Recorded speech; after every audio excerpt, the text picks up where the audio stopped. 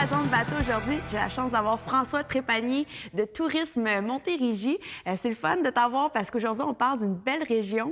Oui, c'est le coin de Sorel-Tracy, endroit magnifique, 103 îles, les îles de Sorel. Écoute, pour les maniaques, les amants de nature, de plein air, là, en Montérégie, c'est le secteur vraiment à découvrir. Puis j'ai entendu dire que les noms sont assez drôles. Là, de... Oui, bien écoute, l'île Fantôme, ou, tu sais, Le citron, je pense. Oui, c'est ça, il y en a vraiment pour tous les goûts. Mais moi, ce que j'aime dans ce coin-là aussi, c'est que tu peux aller te promener dans les îles. Il y a des croisières qui sont disponibles dans ce coin-là avec le pilote du bateau qui va vous accompagner. OK. Je pense que c'est quasiment un historien. Il va vous parler de toute l'histoire de ce coin-là. Puis vous allez ressortir de là, votre tête va être remplie de souvenirs du passé et des images de la nature. Mais tu m'as apporté des belles images, puis je pense que ça va donner le goût aux gens. On va aller voir ça.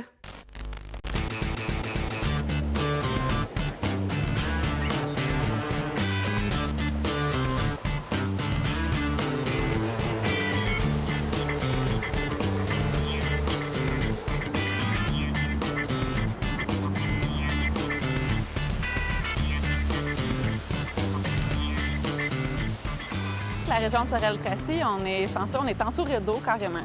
Donc, on est situé au confluent de la rivière Richelieu et du fleuve Saint-Laurent. Juste à côté, il y a les 103 îles. Donc, c'est vraiment l'incontournable de la région à visiter absolument.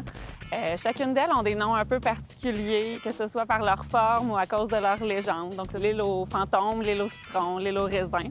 Aussi, on est juste à côté du lac Saint-Pierre, qui fait partie de la réserve mondiale du lac Saint-Pierre, qui est reconnue par l'UNESCO depuis l'an 2000. Dans la région, on est la plus grande héronière connue en Amérique du Nord.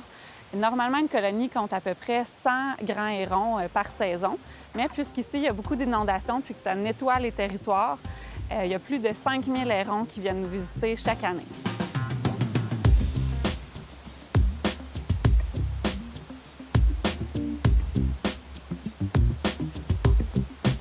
Il y a plusieurs points d'accès super faciles pour les plaisanciers qui viennent dans la région. À commencer à Sainte-Anne-de-Sorel, au restaurant chez Marc Beauchemin, un très grand quai de 100 pieds gratuit qui permet justement aux gens d'aller déguster la bonne giblotte, qui est un mets typique de la région. À 2 pas de là, c'est la Maison du Marais, un sentier pédestre d'à peu près 1,5 km qui donne une vue à partir d'une tour de 10 mètres sur le plus grand marais aménagé en Amérique du Nord. Donc, ça vaut le détour.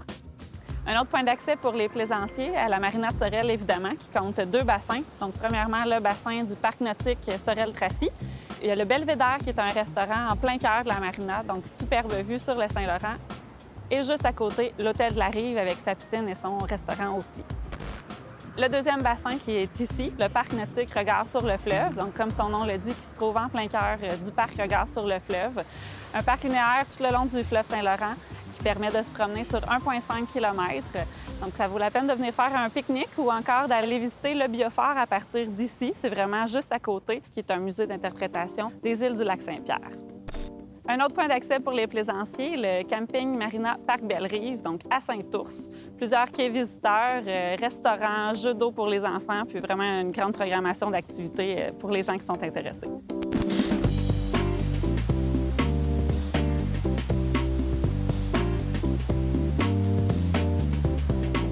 Pour les gens qui n'ont pas de bateau, sont les bienvenus dans la région aussi.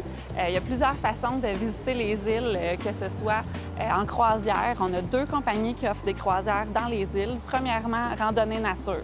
Donc, c'est une croisière de 3 heures avec un guide qui nous fait l'interprétation de la faune et de la flore. Ensuite, la Maison du Marais offre une croisière, elle, de 2 heures en ponton ou en canot freighter. Ça donne également au sentier pédestre que je parlais tout à l'heure. Pour les plus sportifs, c'est également possible de louer des canots, des kayaks, planches à pagaie ou aussi rabasca.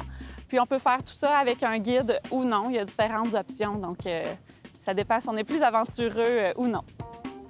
Une autre option un peu hors du commun, c'est de prendre la traverse Sorel-Tracy-Saint-Ignace-de-Loyola. Donc, en tant que piéton, c'est quelques dollars, puis ça nous permet de faire une mini-croisière, mais avec un coucher de soleil aussi fabuleux sur le fleuve Saint-Laurent.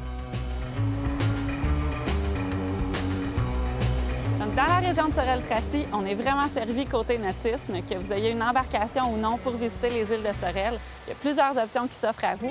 On vous invite à visiter le tourisme regionsoreltracy.com pour plus d'informations ou encore contacter Tourisme Montérégie.